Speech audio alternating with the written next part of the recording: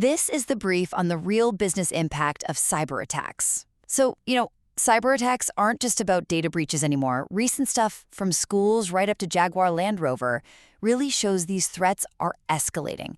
And the true costs, they go way beyond just the initial mess.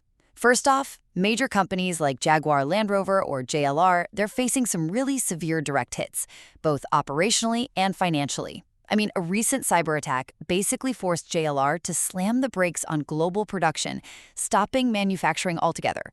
We're talking estimated losses of maybe $50 million to $100 million because they had to shut systems down just to protect their data. Ouch. Second, these attacks create these absolutely devastating ripple effects right through the supply chains. Yeah, the impact goes way beyond the company that got hit directly.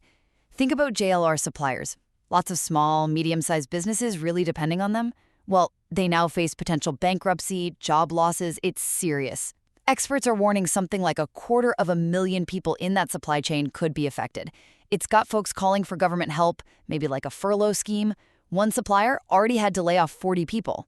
And finally, here's a bit of a twist. The insider threat often gets its start in schools.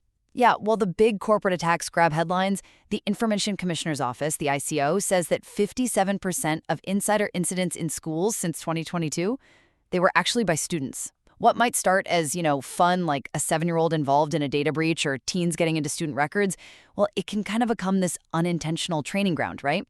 These early things can escalate, potentially grooming people for bigger attacks later on, impacting critical infrastructure, and even fueling wider youth cybercrime that hits companies like M&S.